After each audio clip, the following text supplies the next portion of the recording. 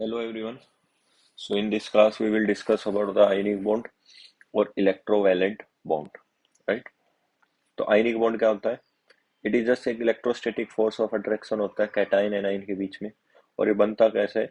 Bye the chemical bond formed by the complete transfer of electron from one atom to another. एक atom से दूसरे atom पर electron transfer कर दिया। जैसे सोडियम है, सोडियम से Na प्लस बना, तो जो इलेक्ट्रॉन ये लूज कर रहा है, ये इलेक्ट्रॉन जो ये लूज कर रहा है, ये इलेक्ट्रॉन इसने किसको दिया? Cl को।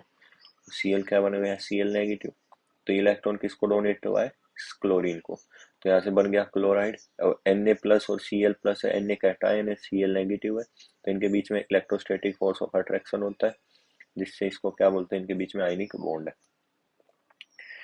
इलेक्ट्रोपॉजिटिव एटम्स जो होते हैं वो इलेक्ट्रॉन लूज करेंगे, और इलेक्ट्रॉन लूज करके क्या बनाएंगे? कैटायन। ये ग्रुप 1, 2 और 13 के करेंगे।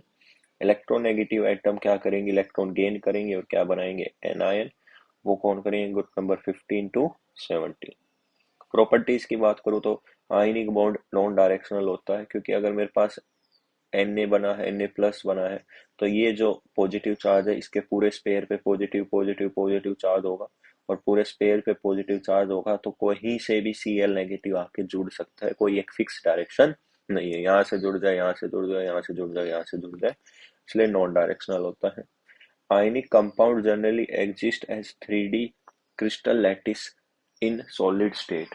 कैसे एग्जिस्ट करते हैं? 3D क्रिस्टल लैटिस में। लैटिस मतलब अरेंजमेंट, क्लियर है? तो मतलब एक NaCl नहीं होगा, पता नहीं लाखों NaCls प्रेजेंट होंगे उसके अंदर, लैटिस के अंदर। क्या मेरी बात समझ में आ रही? Represented by empirical formula. Molecular formula नहीं होता, स्मॉलेस्ट रेशियो होता है ना। मॉलिक्यूलर फॉर्मूला से रिप्रेजेंट नहीं करते, एम्पेरिकल से करते हैं। इन आयनिक कंपाउंड हमेशा एक मोल लैटिस की बात होती है। किसकी बात होती है? एक mole. Ionic compounds are the stronger but brittle in nature. Stronger होते हैं और ब्रिटल इन नेचर होते हैं। अब Al2O3 का मतलब ये नहीं है कि दो एल्यूमिनियम है और तीन ऑक्सीजन। Al2O3 का मतलब दो मोल, एक मोल के अंदर मान लो 2x एल्यूमिनियम प्लस 3 और 3x, एक्स एक्स कट गया, तो एल्यूमिनियम कितने? दो। और ऑक्सीजन कितने? O3 नहीं होता भाई, O3 कुछ नहीं होता यहाँ, ऑक्सीजन ऑक्साइड है, ऑक्साइड है, ध्यान रखना। मेटल और नॉन मेटल का जनरली बॉन्ड कैसा होता है? आयनिक होता है। हाई मेल्टिंग बॉइंट बॉइलिंग पॉइंट होता है, and not conduct electricity. Electricity conduct नहीं करते सॉलिड स्टेट में। गुड कंडक्टर होते हैं इलेक्ट्रिसिटी का एक्वस या मोल्टन। मोल्टन मतलब सॉलिड से डायरेक्ट लिक्विड में कन्वर्ट करना। तो ये जो मेल्ट करना होता है इसी को क्या कहेंगे? मोल्टन स्टेट कहेंगे। क्योंकि लिक्विड तो लिक्विड होता है, बट ये लिक्विड नहीं होता, ये सॉलिड से हमने क्या किया है? लिक्विड में मेल्ट किया है। इनसॉल्युबल होते हैं नॉन पोलर सॉल्वेंट में, और सॉल्युबल होते हैं पोलर, और इस धरती का सबसे बढ़िया पोलर सॉल्वेंट वाटर है। नेक्स्ट आता है electrovalency, the number of electron gained और lost by an atom during ionic bond formation. Ionic bond form के दौरान जैसे NaCl एक इलेक्ट्रॉन लूज किया, इलेक्ट्रोवैलेंसी 1। क्लोरीन ने एक गेन किया, इलेक्ट्रोवैलेंसी 1। Al2O3 है, तीन इलेक्ट्रॉन एल्यूमिनियम प्लस 3 बनते हैं, तीन इलेक्ट्रॉन लूज करते हैं तो इलेक्ट्रोवैलेंसी 3। ऑक्सीजन की 2। MgF2 है तो मैग्नीशियम की इलेक्ट्रोवैलेंसी 2, फ्लोरीन की फ्लोराइड की इलेक्ट्रोवैलेंसी 1। कुछ इंपॉर्टेंट कंपाउंड्स है आयनिक के। लिथियम के फ्लोराइड, लिथियम के ऑक्साइड, बेरिलियम का फ्लोराइड ऑक्साइड कार्बाइड, मैग्नीशियम का फ्लोराइड ऑक्साइड कार्बाइड, एल्यूमिनियम का फ्लोराइड ऑक्साइड कार्बाइड। BeF2 और BeO आयनिक कंपाउंड नहीं होते, कोवेलेंट होते हैं। तो याद रखना, जनरली तो क्या होता है? मेटल नॉन मेटल होते हैं, जनरली आयनिक होते हैं, बट हमेशा सही नहीं है। एल्यूमिनियम, बेरिलियम, लिथियम के क्लोराइड, ब्रोमाइड, आयोडाइड कैसे कोवेलेंट नेचर होते हैं? अल्बेली के CBI कैसे होंगे? कोवेलेंट। ग्रुप सेकंड के सारे हैलाइड कैसे होंगे? आयनिक। किसको छोड़ के? बेरिलियम के हैलाइड। बेरिलियम का मतलब बेरिलियम के फ्लोराइड, क्लोराइड, ब्रोमाइड, आयोडाइड, ये सब कैसे होंगे? कोवेलेंट। कैसे होंगे? कोवेलेंट। क्लियर? ऑल कंपाउंड्स जो कंटेनिंग पॉली एटॉमिक आयन, जहां जहां पॉली एटॉमिक आयन्स होंगे वो सब कैसे होंगे? आयनिक होंगे। सल्फेट हो गया, carbonate, hydroxide, nitrite, nitrate, phosphate, है ना, सुपर ऑक्साइड, पर ऑक्साइड, है ना, अमोनियम, ये सब आपके पास क्या होंगे? आयनिक होंगे। नेक्स्ट आती है favourable condition for ionic bond formation. तो आयनिक में आपको पता है एक कैटायन होता है और एक एनायन होता है। तो कैटायन मेटल से बनेगा, तो मेटल से मेटल प्लस बनाए, तो हमें मेटल ऐसा चाहिए जो जल्दी से मेटल प्लस बना दे। ठीक है, तो इसका साइज, मेटल का साइज कैसा होना चाहिए, बड़ा, तभी आयनाइजेशन एनर्जी लो लगेगी, और यहाँ से एम पॉजिटिव बन गया। अब हमारे पास नॉन मेटल है, हमें कोई नॉन मेटल एनायन बनाना है तो इलेक्ट्रॉन गेन करेगा, और हमें ऐसा नॉन मेटल चाहिए जो इलेक्ट्रॉन जल्दी गेन करे, मतलब इलेक्ट्रॉन एफिनिटी क्या हो, ज्यादा हो। और अगर इलेक्ट्रॉन एफिनिटी ज्यादा होगी तो पक्की बात है नॉन मेटल का साइज छोटा होना चाहिए। एम प्लस एक्स नेगेटिव बन गया। अब इन दोनों के बीच में प्लस माइनस का अट्रैक्शन होगा, और प्लस माइनस का अट्रैक्शन होगा, ये खुद एक दूसरे को अट्रैक्ट करना चाहेंगे, तो एनर्जी करेंगे रिलीज। और आपको पता है कि आयनिक कंपाउंड क्या फॉर्म करते हैं, लैटिस फॉर्म करते हैं। क्या फॉर्म करते हैं, लैटिस। तो जो एनर्जी रिलीज होगी वो एनर्जी कौन सी होगी, लैटिस एनर्जी। कौन सी एनर्जी होगी, लैटिस एनर्जी। और माइनस साइन रिप्रेजेंट करता है कि प्रोसेस कैसा है, एक्सो। तो ये एम एक्स क्या बन गया, सॉलिड, 1 मोल आयनिक बन गया, आयनिक कंपाउंड बन गया सॉलिड। तो इसमें आयनाइजेशन एनर्जी लो चाहिए, साइज ज्यादा चाहिए, कैटाइन फॉर्मेशन टेंडेंसी ज्यादा, इलेक्ट्रॉन एफिनिटी ज्यादा, साइज कम, एनाइन फॉर्मेशन टेंडेंसी ज्यादा, और लैटिस एनर्जी चाहिए हाई। नेक्स्ट आता है लैटिस एनर्जी यू। भाई दो टाइप से है, इन दोनों को देखो, आयंस जुड़ेंगे तो एनर्जी रिलीज होगी, वो भी लैटिस एनर्जी है। और जो आपका आयनिक कंपाउंड बन गया, अगर इसको मैं दोबारा इसके आयंस में तोड़ना चाहूंगा, तो जितनी एनर्जी रिलीज हुई थी उतनी एनर्जी दे दूं, जितनी एनर्जी रिलीज हुई थी उतनी एनर्जी दे दूं, तो यहाँ से ये दोबारा इनमें टूट जाएगा कंस्टिट्यूएंट आयंस में। तो ये दो प्रोसेस हो गए, या तो एंडोथर्मिक हो जाएगा या एक्सोथर्मिक।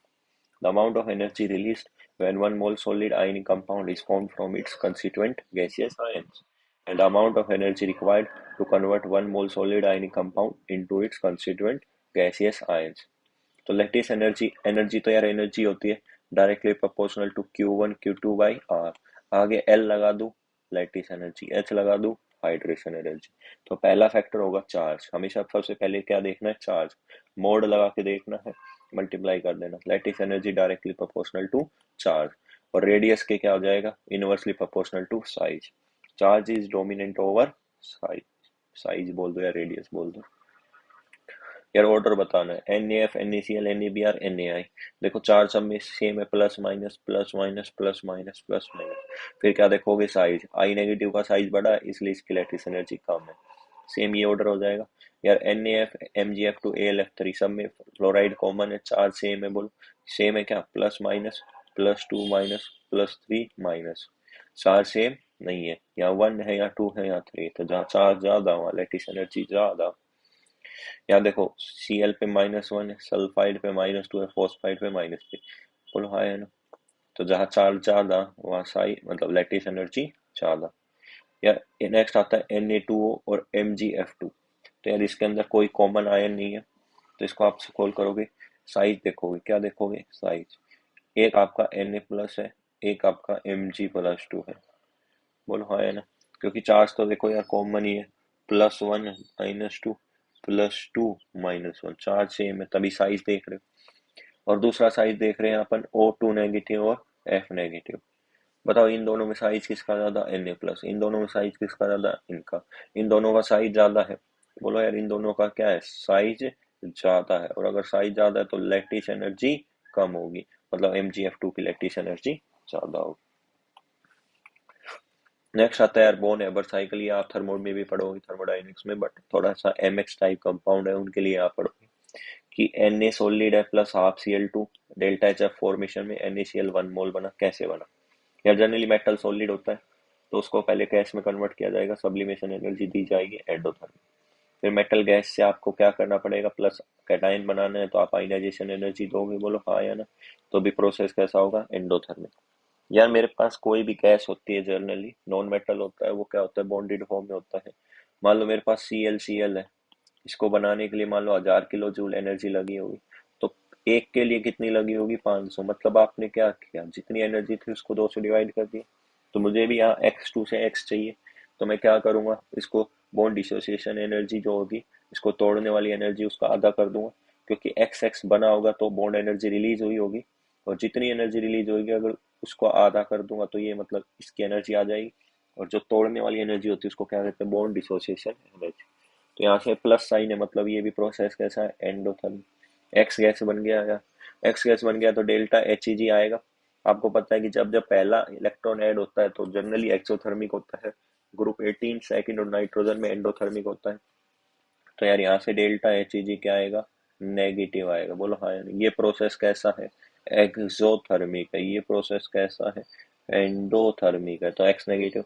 अब इन दोनों का अट्रैक्शन होगा तो minus you lattice energy release हुई, ये भी एक्सोथर्मिक है और आपका एम एक्स का फॉर्मेशन हो गया। तो यार यहाँ पे दो कॉन्सेप्ट आते हैं, एक एनर्जी एब्जॉर्ब, एक एनर्जी रिलीज। तो यहाँ से क्या होगा, ये सब सब्लिमेशन आयनाइजेशन और half bond dissociation energy energy absorb हुई और एनर्जी रिलीज कहाँ हुई है, डेल्टा एच जी में और लैटिस एनर्जी में। यहाँ एनर्जी रिलीज हुई इसलिए साइन माइनस लगा सकते हैं। फॉर बॉन्ड फॉर्मेशन एक्सोथर्मिक, अगर बॉन्ड बनाना एक्सोथर्मिक होगा मतलब एनर्जी रिलीज्ड क्या है, ज्यादा है इससे, एब्जॉर्ब्ड से, तभी प्रोसेस कैसा है, एक्सो। मतलब ये वैल्यू ज्यादा ही मिलेगी इनसे। बोलो हाँ है ना, क्योंकि मेरे को पता है कि जो बॉन्ड फॉर्मेशन है ये प्रोसेस कैसा है, एक्सोथर्मिक है। तो हैस लॉ कहता है कि delta H F heat of formation, ये बोल सकते हैं एंथैल्पी ऑफ फॉर्मेशन, क्या कहता है कि जितनी एनर्जी है उन सबको जोड़ दो। तो एब्जॉर्ब वाली लिख दी और रिलीज वाली लिख दी।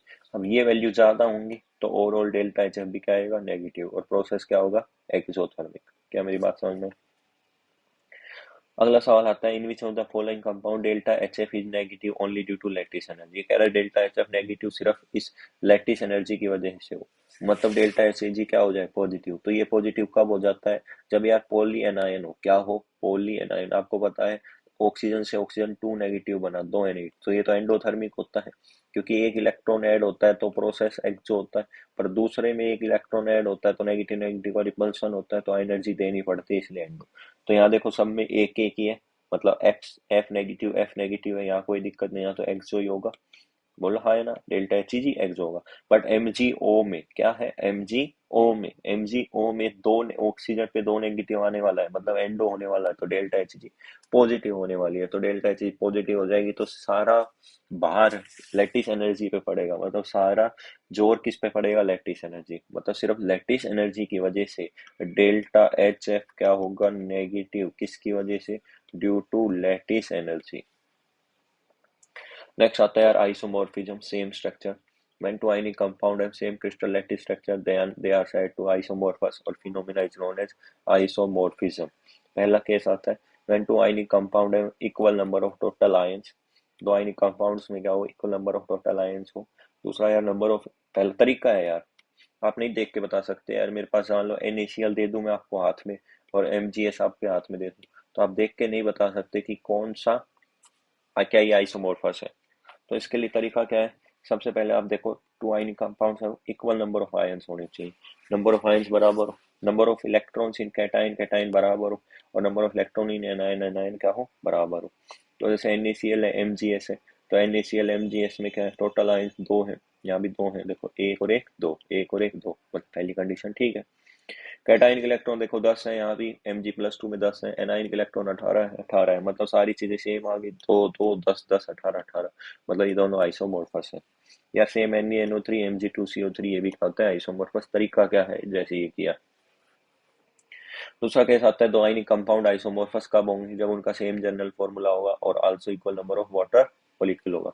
जैसे यार ZnSO4 H2O, MgSO4 FeSO4 सब में एक जैसा मॉलिक्यूल है, सब सल्फेट है और साथ में वाटर मॉलिक्यूल है, तो हाइड्रेटेड सल्फेट है, तो इन्हीं को बोला जाता है, हाइड्रेटेड सल्फेट्स को विट्रियोल बोला जाता है। क्या बोला जाता है, vitriol. But copper sulphate dot 5H2O, copper sulphate dot 5H2O यहाँ 5 है, तो ये क्या है, आइसोमोर्फस नहीं है। तो यार जिंक है, व्हाइट विट्रो बोलते हैं, Mg में हम आता है, इप्सम में हम आता है, इप्सम सॉल्ट बोलते हैं, FeSO4 में ग्रीन विट्रोल बोलते हैं, और कॉपर की बोतल होती है उसमें पानी रखते हैं इसलिए ब्लू विट्रोल रखते हैं। मतलब नाम याद करवाने के लिए बता रहा हूँ यार, ये पॉइजनस होता है। कैसा होता है, पॉइजनस होता है। नेक्स्ट आता है यार एलम्स होते हैं, वो आइसोमोर्फस होते हैं। तो जो एलम्स होते हैं वो डबल सॉल्ट होते हैं, इसलिए बीच में डॉट आएगा। और सल्फेट होते हैं, दो मेटल होते हैं, एक +1 का और एक +3 का, साथ में रहेगा सल्फेट, क्या रहेगा, सल्फेट। तो क्रॉस मल्टीप्लाई करो तो ये यार मेटल की, बोलो हाँ ना, ये मेटल +1 का है, सल्फेट -2 का है, क्रॉस मल्टीप्लाई करोगे तो क्या बनेगा, M2SO4 dot M2SO4 whole thrice dot 24H2O। कितने H2O, 24। तो यार ये मेटल जो होगा वो +1 का होगा इसलिए मोनोवैलेंट कैटायन है, और ये +3 का होगा इसलिए ट्राईवैलेंट कैटायन है। ये दोनों मेटल एक जैसे नहीं होंगे, एक +1 का होगा, एक +3 का होगा। क्या मेरी बात क्लियर है? बोलो हाँ या ना। तो एक लिथियम प्लस ग्रुप 1 का है, लिथियम प्लस नहीं होगा, बाकी सारे होंगे। क्या मेरी बात समझ में आ रही है?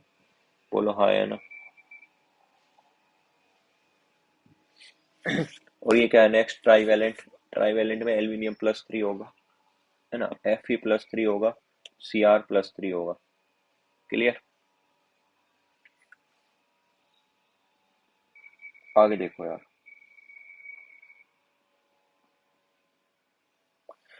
इसका एम्पेरिकल फॉर्मूला लेना हो तो यार मैं दो कॉमन ले लूंगा, और दो कॉमन ले लूंगा तो टोटल मेटल है, तो ये दो दो बार आ जाएगा, तो ये एम बचेगा, ये भी एम बचेगा। टोटल सल्फेट 3 और 1 4 है, तो सल्फेट 2 दो बचेंगे, और वाटर मोलिक्यूल 12 बचेंगे। ठीक है ना। अब यार टोटल 24 वाटर है, मेटल 4 है, तो हर मेटल को 6 वाटर मिलेंगे। एक मेटल +1 का है, दूसरा +3 का, तो ये क्या कॉम्प्लेक्स बनाएंगे, MH2O6 प्लस का और एक MH2O+3 का। तो metal ion exist in hydrated form, कौन सी फॉर्म में एग्जिस्ट करेंगे, हाइड्रेटेड फॉर्म में एग्जिस्ट करेंगे। अब देखो ये मेटल +1 का था, वाटर कैसा है, न्यूट्रल लिगेंड होता है, तो इस पे चार्ज 0, तो डब्बे पे चार्ज कैसा, +1। ये मेटल +3 का था, वाटर न्यूट्रल है, तो डब्बे पे चार्ज कौन सा, +3। तो यार पोटाश एलम आ गया, तो यहाँ पोटेशियम रख दो, एल्यूमिनियम आ, क्रोम एलम आ गया, तो यहाँ क्रोमियम रख दो, यहाँ सोडियम आ जाएगा। तो ये आपस में एलम क्या होता है, आइसोमॉर्फस। नेक्स्ट सवाल आता है, determine the ratio of the monovalent cation and water molecule. तो ये आप सब लिख लो, मोनोवेलेंट 2 है, ट्राईवेलेंट 2 है, टोटल है 9 4 है, वाटर 24 है। तो इसका किसी से पूछे उसका रेशो निकाल दो। यार एक्वस सॉल्यूशन जो एलम का होता है वो एसिडिक होता है। कैसा होता है, एसिडिक, क्योंकि एक डबल सॉल्ट होता है, स्ट्रॉन्ग एसिड स्ट्रॉन्ग बेस, और स्ट्रॉन्ग एसिड वीक बेस का। देखो यहाँ पे मेटल सोडियम से आया, तो सोडियम NaOH स्ट्रॉन्ग बेस होगा, सल्फेट H2SO4 से आएगा, तो ये भी स्ट्रॉन्ग एसिड होगा, इफेक्ट नेलिफाई हो गया। या मेटल एक एल्यूमिनियम हुआ, तो वो वीक बेस हो गया, एल्यूमिनियम हाइड्रोक्साइड, और सल्फेट स्ट्रॉन्ग एसिड हो गया, तो ये नेलिफाई नहीं होगा, स्ट्रॉन्ग एसिड का पावर ज्यादा है, इसलिए नेचर कैसा होगा, एसिडिक होगा। क्लियर? तो यार मैं सोचता हूँ यहाँ तक अभी आज खत्म करते हैं, है ना। अगले क्लास में आपको पढ़ाऊंगा solvation energy. I hope you understand this video, and I hope समझ में आ गया होगा, क्योंकि क्लास में आपने पढ़ा है, सेम एज इट इज यही पढ़ा है। ठीक है? तो thank you, have a good day, and आपके कमेंट्स बताएंगे कि कितना समझ में आया। Okay, good luck.